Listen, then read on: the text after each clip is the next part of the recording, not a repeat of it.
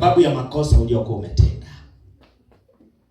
Makosa yako yanapozungumzwa, ama makosa yako yanaposahihishwa, ama errors zako zinapokuwa zinazungumzwa, huwa hakikui kitu kizuri. Si kitu kitamu bali.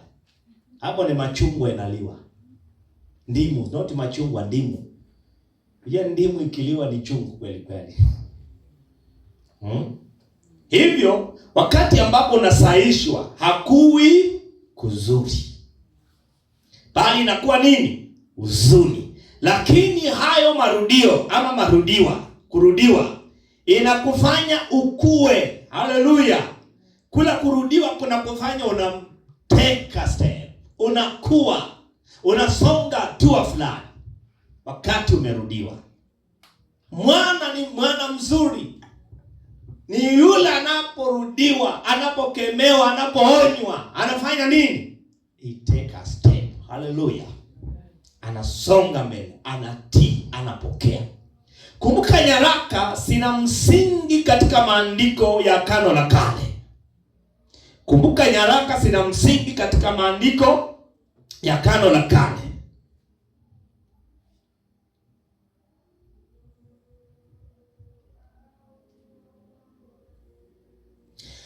Hivyo watu walioandika hizi nyaraka ama hizi barua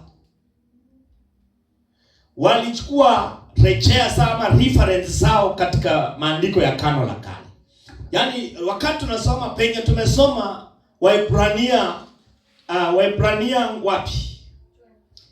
Tumesoma Waebrania 12:5 mpaka 11. Inaonyesha kwamba mwandishi alikuwa amesoma from mwanzo mpaka Genesis to Malachi, si ndio? Alisoma Genesis to Malachi. Ndio akakuja aliposoma Musa, manabii wote, Zaburi, akakuja akaleta fundisho kwamba Mungu warudi watu wake. Haleluya. So ni kutoka mwanzo Mungu warudi. Ukitaka kujua Mungu anawarudi watu, Mungu aliwatembelea baada ya Adamu na Hawa kukosea, Mungu aliwaacha. Kaini alipomuua ndugu yake, Mungu alimwacha. Unaona Mungu aliendelea kufanya nini? Kuwarudi. Haleluya. So ni kutoka mwanzo. Hao wahubiri wanakuwa wamejifunza, ni waandishi wa nyaraka walijifunza vizuri, walijifunza vyema katika maandiko ya Agano la Kale. So mwandishi wa kitabu hiki cha Waebrania anafundisha akitoa maelekezo kutoka kwenye kitabu cha Mithali. Mwandishi wa kitabu cha Waebrania anafundisha kutokea kwenye kitabu cha Proverbs, kitabu cha Mithali. Alinukuu kutoka Mithali, alinukuu kwa kitabu cha Proverbs. Mithali 3:11 na 12. Kuna kitu utashangaa sana anapoenda kusoma. Proverbs chapter 3 verse 11 na verse 12. Nasemaje? 11 nasema Proverbs 3:11. Mwanangu usidharau kuadhibiwa na Bwana. Mwanangu usidharau kuadhibiwa na Bwana. Wala usione ni taabu kurudiwa naye. Wala usione nini? Ni taabu kurudiwa. Usione kwamba ni taabu kurudiwa na Bwana. Kwa kuwa Bwana ampendaye. Kwa kuwa usiona amenukuu kutoka Mithali. Kwa kuwa Bwana ampendaye umrudi. Kama vile baba mwanawe ampendezaye. Ona. Kuna kitu nataka mnisaidie. Wakati tumesoma Waebrania 12:5 mpaka 11 na wakati amesoma Proverbs chapter 3:11 to 12. Kuna neno moja liko kwenye pande moja na pande nyingine alipo. Ndio. Kama umekundua kitu kama hicho, tutaona mbeleni. So neno kurudiwa ndio chastening. Neno kurudiwa lenye tumesomewa Proverbs. Kuna neno kurudiwa bado. So ndio hilo neno chastening tuliliona kwenye kwa Kiebrania. Kwa KJV ya nini? Kwa Kigiriki ni neno kwa KJV ametumia neno chastening. Na huko ametumia neno gani kwa KJV? Chastening. Very good. Chastening. Si ndio? Yaani Agano la Kale na Agano Jipya neno kwa Kisungu ni moja. Sikia sasa. Kiebrania ni neno musar. musar. Linasomekaje hili? Musa. Musa. So, neno chastening kwa Kiebrania ni musar, si ndio? musa. Ngoja. musar. Musar. Na kwa Kigiriki ni neno paideia. Haleluya. Paideia. Kwa Kiebrania ni neno chastening ni lina maana ya discipline. So nataka uone kwenye vile limetumika kwa Agano la Kale na Agano Jipya neno hili. So neno msar lina maana ya discipline. Ndio neno chastening lina maana ya correction. Neno msar lina maana ya correction, ndio kusahihisha. Sasa tunaona kwa Agano la Kale na Agano Jipya lina maana, maneno ni tofauti, lakini maana ya yale maneno ni moja. Glory to God. Kuna kitu nafikiri unajifunza. Neno chastening kwa Kiebrania ni musar. Nini kwa Kiebrania? Alafu Kigiriki chake ni paideia. So maneno ina sound tofauti, lakini maana ya ile neno ni moja. Haleluya. Correction ndio kusahihisha. Ni kusahihisha kwa kuelekeza. Hili neno musar linaonyesha ni kusahihisha kwa kuelekeza. Unasahihisha mtu kwa maelekezo. Yaani unampa maelekezo, amekosea, unampa nini cha kufanya. Unamsahihisha kwa kuelekeza. Ama unamsahihisha kwa kumfundisha. Musar. Unasahihishaje? Kwa kufundisha. So kumbuka mpaka kwenye tumefika, hakuna mahali tunaona anachukua kiboko. Anasahihishaje? Kwa maelekezo, kwa kufundisha. Haleluya. So Mungu anasahihishaje watoto wake? Kwa kuwafundisha, kwa kuwaelekeza. Haleluya. That is correction. Ana to correct. Ndio sababu tumesema kuna kulearn, to unlearn and relearn. So wakati uko hapa, kuna mambo unafanya, neno linahubiriwa, kuna mambo unaanza kuonyeka. Si ni kweli? Unajua kumbe hapa hapajakaa sawa. Kumbe hapa hapajakaa sawa. Hapa nilifundisha hivi watu, lakini vile imefundishwa ni tofauti. Inaonyesha nilikosea mahali. Kuna vitu unaanza kuachilia vikienda. Kuwa na outlet. Haleluya. Wewe uko na outlet. Mbona nilikuwa na outlet hapo naingishanga tu. By the way, leo tufanye operation usiku wa leo. Kama hauna outlet leo tuchimbe kidogo outlet ipatikane. Na kama hauna outlet tukatoboa kidogo. Ile siwe itatoka hapo watu watatoroka. Ndio mvua ikinyesha wakati huwa zinafunguliwa. Unaona vile kunakuwa. Zinakuwa zimepaili tu. Acha sifunguliwe. Watu wanatimua mbio. Haleluya. So kuna kusahihisha kwa maelekezo. Kuna kusahihisha wapi? Kwa kutumia maelekezo.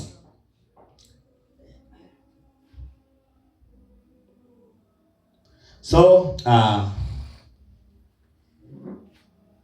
anapozungumzia neno kurudiwa, ana maana ya to correct. Kati anasema Mungu anawarudi watoto wake, ama kurudiwa na Bwana. Anamaanisha to correct. Unapata correction. Ama unakuwa unasahihishwa kwa maelekezo. Ama unakuwa unafundishwa. Haleluya. Uache, yani kufundishwa manake ufanye kitu kinaitwa doba. Ufanye makeuzi kwenye fikra zako. Haleluya. Uache kufikiri vile ulikuwa unafikiri, uanze kufikiri sawa sawa na neno la Bwana. Ufikiri sawa sawa na sauti ya Mungu. Haleluya.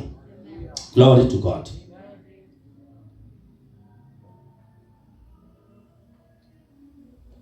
Hivyo pia kuadhibu bado ni kusahihisha.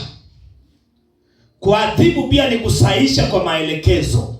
Biblia inasema Mungu anawaadhibu watoto wake ni sawa pia na kusema anawasaisha kwa maelekezo. Si kwamba anawaadhibu na mapakora, awaadhibu na magonjwa. No, kuadhibu kwa Mungu ni kutumia maelekezo, correction, kurekebisha, kufundisha. Haleluya.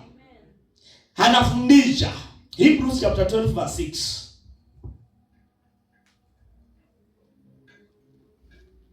Kimbia pale tafadhali. Na Proverbs bado tunarudi hapo. Soma. Hebrews 12:6. Yeah. Mstari wa 6 inasema. Nasema, maana yeye ambaye Bwana mpenda umrudi. Hilo neno umrudi tumesema ni nini? By day, si ndio? Yeah. Linamaanisha nini? To correct. Kusahisha kwa maelekezo, kufundisha. Haleluya. To train, to educate. Haleluya. Mtu anapokea anakuwa educated. Glory to God. So maana yeye ambaye Bwana umpenda umrudi, naye umpika kila mwana amkubalie. Kuna neno umpika. Haya, kumbuka mwandishi wa Waebrania amenukuu kutoka kwenye Proverbs chapter 3 verse 11 to 12. Tuko pamoja? Na katika Mithali hakuna neno humpika. Haya, nataka mtu mmoja atusomee Mithali kwa Kiswahili na mwingine asome hii ya Waebrania inasema maana yeye ambaye Bwana umpenda umrudi naye umpika. Soma hiyo Proverbs vifungu hiyo verse 2 hizo. Nataka tuone neno umpika liko. Soma kwa Kiswahili tu. Wanangu usidharau kuadhibiwa na Bwana. So tumesema kuadhibiwa bado ni kufanya nini? To be educated. Hallelujah. To be trained. Si ndio jameni? Yes. So usisikie neno kuadhibiwa ukafikiria anatumia mapakora. So anza tena. Wanangu usidharau kuadhibiwa na Bwana. So kuadhibiwa hapo tumejua ndio kurudiwa tumejua ni the same. Wala usione ni taabu kurudiwa naye. Kwa kuwa Bwana ampendaye umrudi. So kuna hajasema umpika. Maana Bwana ampendaye umrudi. Kama vile baba mwanawe ampendezaye. So analeta picha ya baba na nani? Na mwana. Imeisha. Kuna neno umpika. So aliyenukuu ameweka neno umpika. Kwenye alinukuu hakuna neno. Si tuko hapa kweli kwenye hili jengo. Kuna kitu unaona kwenye Biblia yako. Mwandishi wa Waebrania alinukuu Proverbs, ndio? So yeye kuna neno naye umpika kila mwana amkubalie. Lakini kwenye alinukuu hakuna hilo neno humpika. Tuko pamoja? Glory to God. So hakuna neno humpika. Kuna neno umrudi. Hilo tumeona liko, si ndio? Hilo si liko. Neno umrudi liko. Lakini neno mpika hatujaona, si ndio? KJV amenumia neno mpika ametumia neno gani? Kwa Waebrania. Scotch, si ndio? Na kwa Proverbs neno mpika. Proverbs haiko, si ndio? Kwa Waebrania neno mpika ni neno Scotch, si ndio? Hili neno haliko katika Mithali 3:11 na 12. Neno Scotch haliko pale. Haliko hapo. Neno Scotch haliko ama atulioni mahali ambapo mwandishi wa Waebrania alinukuu ama alifundisha akitokea. Hatuoni neno Scotch ama umpika. Neno kurudi kwa KJV tumeona ni chastening. Kwa Kiebrania tumeona neno masar. Pato lina maana ya kusahihisha kwa maelekezo, to correct by instruction. Limerejewa kwenye Mithali 13:24. Soma Mithali 13:24. Neno musar. Hilo neno chastening Limerejewa kwenye Proverbs chapter 13:24. Soma. 13:24 inasema. Yes. Yeye asiyetumia fimbo yake humchukia mwana. Bali yeye ampendaye humrudi mapema.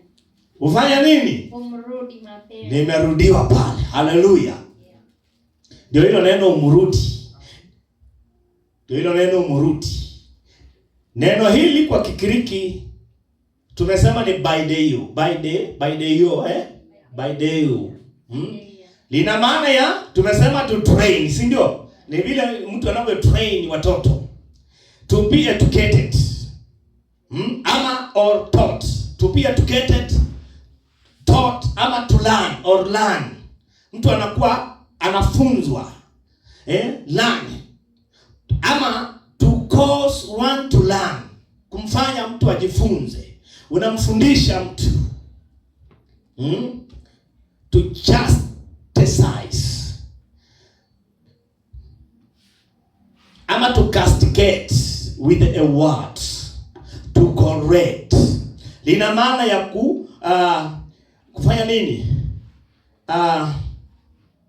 Lina maana ya kufundisha, kuelimisha, to teach, to educate. Neno paiteo. Katika nyaraka tumeona vile ambavyo limetumika. Liko strict kuongelea mahusiano ya baba na mtoto. Hili neno kwenye nyaraka, neno chastening, neno paiteo, neno hili linatumika kwa mahusiano ya baba na mwana ama mwana na baba. Liko very strict. Amelitumia very strict. Hajalitumia kiolela, amelitumia na sababu. Na limetumika kwa mahusiano ya baba na mwana. Haleluya. Baba na mwana ama baba na mtoto. Limetumika pia kwenye Ufunuo 3:19. Kitabu cha Ufunuo 3:19. Kitabu cha Ufunuo 3:19. Soma. Ufunuo 3:19. Yes. 19 inasema hivi. Wote ni wapendao mimi na wakemea. Wote na wapendao mimi nafanya nini? Na wakemea na kuwarudi. Basi uwe na bidii ukatubu. Unaona hilo neno kurudi? Ni neno chasten, si ndio? Baideo. Hebu tusome tena, limekaa vizuri kweli. Wote ni wapendao mimi na wakemea. So Mungu anakemeaje? Kwenye muktadha na vile kila tunajifunza, Mungu anakemeaje?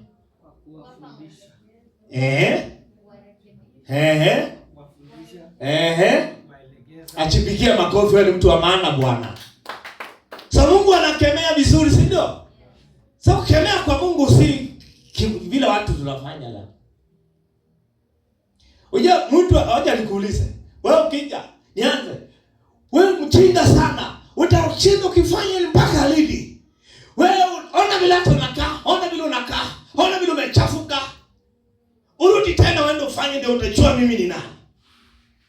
Ni kumsaidia mtu. Sasa Mungu afanyi bila sisi na maasira zetu watu tunafanya. Mungu anafundisha mtu apate elimu. Hallelujah. Glory to God. So ndio hilo neno chasten by day. Neno hili kurudi au rudia linatumika katika nyaraka ama kwenye Kigiriki cha Agano Jipya limetumika katika uhusiano wa baba na mtoto. Katika Kigiriki cha Agano Jipya neno hili linatumika, neno baideo linatumika kati ya mahusiano ya baba na mtoto. Baba na mtoto. Hili neno kurudi, chastening. Neno hili linatumika sana kwenye nyaraka kuhusisha baba na mtoto. Baba na mtoto. Kama vile ambavyo baba na hudumu kwa mtoto wake. Haleluya. Vile baba na hudumu kwa mtoto. Uhusiano wa baba na mtoto. Waefeso 6:4. Ulikuwa umeinua mkono? Kuna mtu ameinua mkono? Ulikuwa umeinua mkono? Waefeso 6:4. Waefeso 6:4. Ni inasema hivi. Nanyi akina baba msiwachokoze watoto wenu, bali waleeni katika adabu na maonyo ya Bwana. Kuna neno waonye.